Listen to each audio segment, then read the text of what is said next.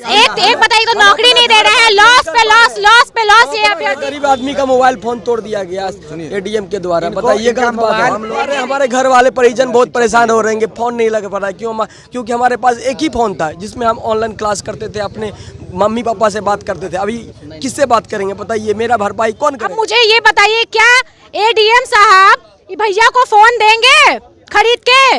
दे सकते हैं? मुझे ये बताइए। तेजस्वी यादव का आवास है, यहाँ पर दिन भर लोगों की भीड़ रहती है, लोग मिलने के लिए आते हैं तेजस्वी यादव से, एक उम्मीद से कि हमारा जो प्रॉब्लम है वो सॉल्व कर देंगे तेजस्वी भैया।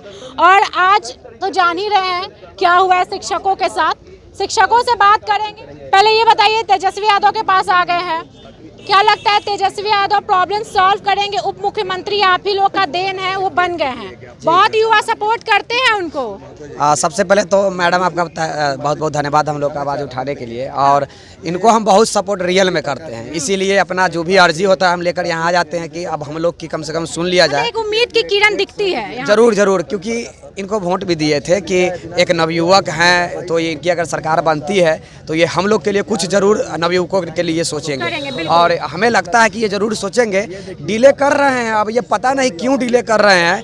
और कल जो लाठी जो चार्ज हम लोग पे किया गया था, हम शिक्षक अभ्यर्थी हुए, सीटेड बीटेड क्वालिफाइड 7वीं चरण प्राइमरी नोटिफिकेशन, ये जो कल जो लाठी चार्ज हुआ उसके बाद हम इनसे बात किए थे। क्या बोले थे तेजस्वी यादव? कल शाम में बात हुई तो ये बोले कि देखिए हम इस पे कोई संज्ञान नहीं लिए थे, हम जानते भी नहीं है कि ऐसा कुछ हुआ है। चलिए, इस पे मैं सवाल करूंगी, क्या आप लोगों को लगता है कि तेजस्वी यादव और मुख्यमंत्री नीतीश कुमार वो नहीं जानते होंगे, उनका ऑर्डर नहीं होगा कि शिक्षकों पर लाठी चार्ज किया जाए? जी, वो कह रहे हैं कि एडीएम जो है ना, जो लॉ एंड ऑर्डर के जो एडीएम जो लाठी चला रहे थे के सिंह, वो अपने मर्जी से किए हैं काम, इसीलिए उस पर हमें जांच बैठा दिए हैं। संभव नहीं है मैम, देखिए संभव नहीं है। ऐसा है कि देखिए भैया, हम बताएं क्यों बोले, वो कैमरा में उनसे कुछ पूछेंगे ना तो बोले हैं कि हमें ऑर्डर ही नहीं है, हमें आदेश ही नहीं है कि हम कैमरा, बोलने का आदेश नहीं है, वो लाठी चार्ज कर देंगे। ये देखिए मैम, स्पष्ट है कि गृह मंत्रालय माननीय मुख्यमंत्री जी के पास है, और जो यहाँ पे इस तरह की घटना हुई है,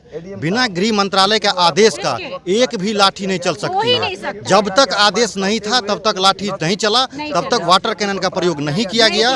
जब इधर से आदेश गया उसके बाद इस तरह का काम हुआ है, और ये कहना और पल्ला झाड़ देना हमें जानकारी में नहीं थी। ये कहीं न कहीं जो है जिम्मेदारी से भागना है, और ये पूरे बिहार को दिख रहा था, तमाम मीडिया वहाँ पे देख रहा था, पूरा लाइव चल रहा था वहाँ पे। और जहाँ तक केस के सिंह का बात है, तो एडीएम जो लॉ एंड ऑर्डर है, तो हम उनको अपनी आंखों से देख वहीं पे हम मीडिया बाइट दे रहे थे, और मीडिया बाइट हमारा चल ही रहा था, वहाँ लाठीचार्ज शुरू हुआ।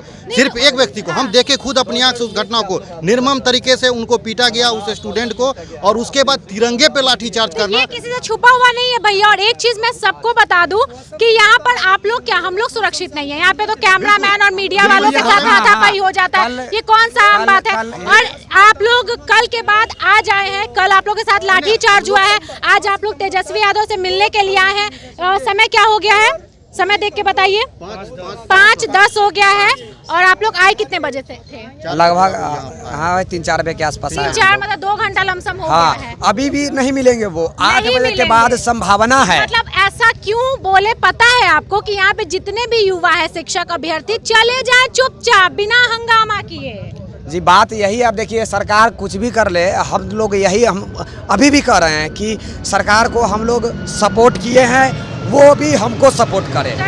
इससे ज़्यादा हमको क्या चाहिए? अरे हमको विज्ञप्ति दे दे, नोटिफिकेशन दे दे, वो नौकरी हमको अगले साल देंगे, कोई दिक्कत नहीं है महोदय। हम नौकरी नहीं मांग रहे हैं आपसे। अभी से आप कहेंगे कि हमारी नई सरकार बनी है, कुछ सोचेगी समझेगी, बात करेगी अधिकारियों से। अधिकारी तो वो है ना। एक पॉजिटिव स्टेटमेंट भी दे देंगे ना तो हम शांत हो जाएंगे। क्या कहेंगे बताइए? देखिए, कहने से पहले मैं अपने मुख्य बिंदु से कुछ दिखाना चाहूँगा कि मैं माननीय उप मुख्यमंत्री महोदय बिहार सरकार के पास ये जो मेरी मांग पत्र है, और मैं दिखा दूं मांग पत्र के साथ साथ क्या है, शिक्षा विभाग के द्वारा एक लेटर जारी किया गया था। गौर से देखिए इसको। उस लेटर में 22 दिन का आंदोलन स्थगित करने के लिए बोला गया था, और 22 दिन का आंदोलन स्थगित करने के लिए क्या लिखा है कि इस क्रम में यह अंकित करना है कि नियोजन की प्रक्रिया से संबंधित अन्य गतिविधियों को संपादित करने हेतु विस्तृत सूचना का विज्ञापन जुलाई 2022 के माह के अंत तक जारी किया जाएगा। ये कौन है? तो रवि प्रकाश जी, निदेशक प्राथमिक शिक्षा का।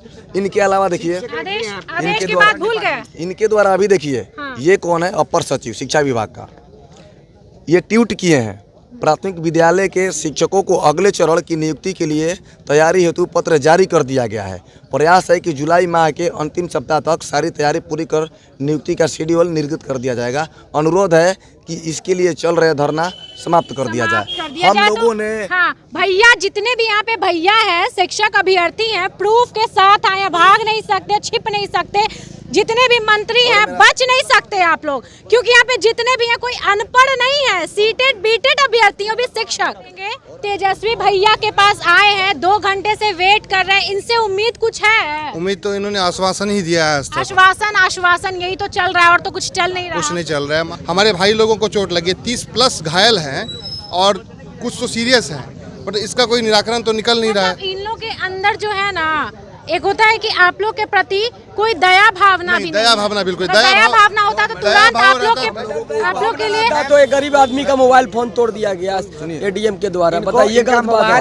देखिए एक चीज एक बताइए, तो नौकरी नहीं दे रहे हैं, लॉस पे लॉस ये अभ्यर्थी बात नहीं कर पा रहे। हमारे घर वाले परिजन बहुत परेशान हो रहे हैं, फोन नहीं लग पा रहा है।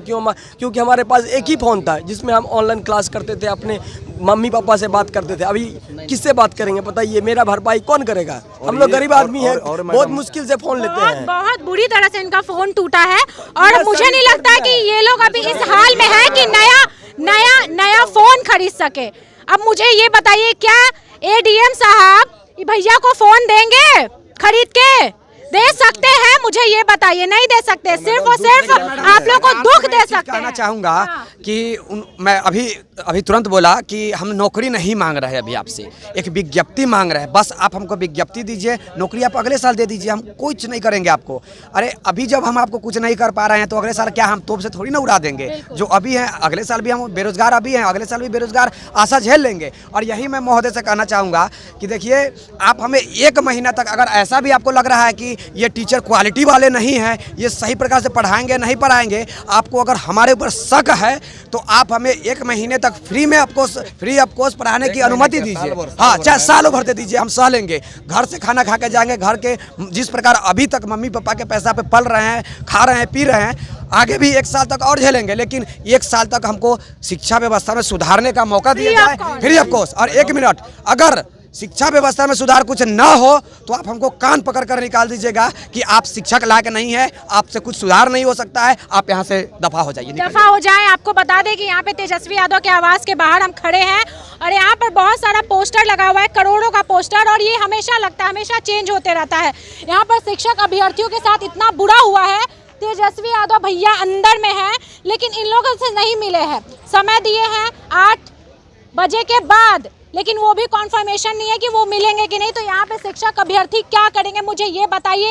एक पॉजिटिव स्टेटमेंट भी दे देंगे ना तो हमारे दिल को ठंडक पहुँचेगी, ये लोग कह रहे हैं। बट ऐसा कुछ नहीं हो रहा है, ये लोग सिर्फ और सिर्फ इस चीज़ों को इग्नोर कर रहे हैं। लेकिन अब शिक्षक अभ्यर्थी थकने वाले नहीं है, हारने वाले नहीं है, ये अपनी मांगों को पूरा करके ही दिखाएंगे।